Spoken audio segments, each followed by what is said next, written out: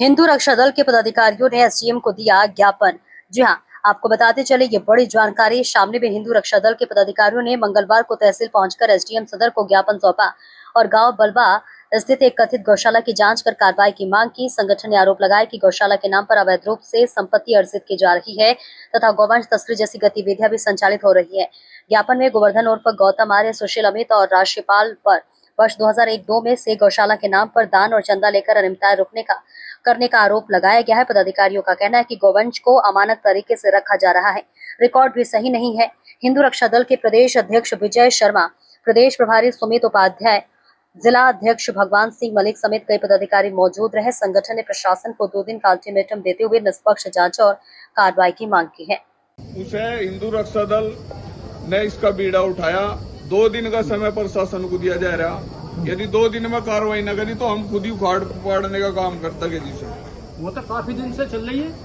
हाँ जी, इसमें अब से पहले क्यों नहीं कार्रवाई करी? अब से पहले मैं अभी हमारे संज्ञान में आज 2-4 दिन पहले ही उसमें हमें कुछ सबूत मिले कि वो मतलब धर्मियों द्वारा मिला हुआ है और वो किसी का धंधा चलेगा। लोगों को डरा रहा था। 3 साल पहले वीरेंद्र सिंह जी ने उसका उद्घाटन किया था। जी, अवैध रूप से है वो। हमने सब जांच करवा ली, वे सब प्रशासन को सौंप दिए पेपर। उसमें कहीं भी वो लीगल नहीं है, इलीगल है। निश्चित तौर पर हर तरीके से डॉक्यूमेंट्स में जांच हो गए। हमने सब पेपर प्रशासन को सौंप दिए गए। अब आगे का क्या कदम है आपका? यदि 2 दिन में प्रशासन द्वारा कोई कार्रवाई नहीं होती तो हिंदू रक्षा दल खुद उसको गौशाला को जो अवैध रूप से बनी हुई है उसे उखाड़ने का काम करेगा। पत्रकार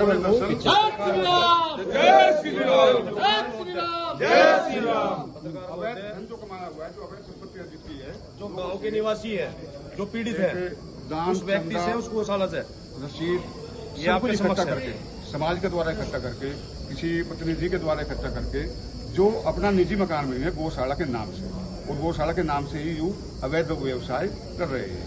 पशु इतना होता है जब उसे पकड़ता है, 1 साल के बाद इतना हो जाता है वो, उसके बाद जो सप्लाई कहाँ करता है? 8-10 वर्षों से इसका गोवंश का ही व्यवसाय बना हुआ है और उसी के जरिए इसके पास 8-10-15 जीव ये हैं, पशु भी रखते होंगे।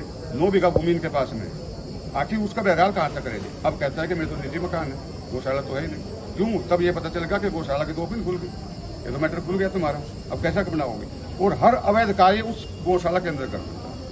जांच आख्या में मुख्य पशु चिकित्सा अधिकारी जनपद शामली ने स्पष्ट लिखा है कि गौशाला का मिथ्या सहारा लेकर उसके यार्ड में अवैध व्यवसाय कर रहा है, जिसके पश्चात इसके ऊपर कार्रवाई की गई। एक वीडियो इनकी बनाओ जी, इनकी कुछ कहना चाहूंगा, बताइए। ये पास के किसान है और फिर चलो पैसे मांगे, पैसे दे दो मेरे से नहीं हो। ये हम अपना अक्सर ने पढ़ा कि हम पैसे दे, उससे कहाँ से दे? 4 बीघा। ये ताऊ जी, अब से पहले आपने क्यों शिकायत नहीं करी? नहीं की। अब उससे पहले झूठे मुकदमे फंसाने का कार्य करता है। जानता है कि अगर इसके पास उनको कार्रवाई की तो विराट दूंगा, मैं गौशाला संचालक हूँ और मैं इस प्रकार से जो है कह दूंगा कि उनके जो है पशुओं को मारता है, मेरे पशुओं को इस प्रकार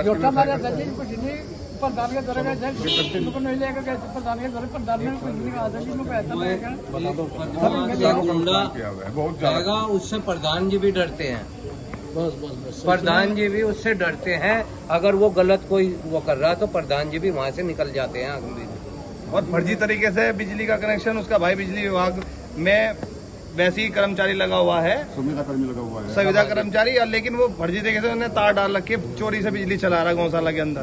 उसकी भी कोई कार्रवाई नहीं हुई। उसके खिलाफ भी हमने लेटर दिया। किसान है, पीड़ित किसान है, इनकी 20 बीघा फसल, 20 बीघा बिल्कुल खत्म कर देगा। आगे देखो, और रिपोर्ट करूँ मैं, कुछ नहीं रिपोर्ट करेगा ना पुलिस लेती भी नहीं। पुलिस कई साल से कर रहा है बराबर, जाएगा देखो होगा 20 बीघा फसल बिल्कुल खत्म करेगा। जय श्री राम, जय श्री राम, जय श्री राम, जय श्री राम।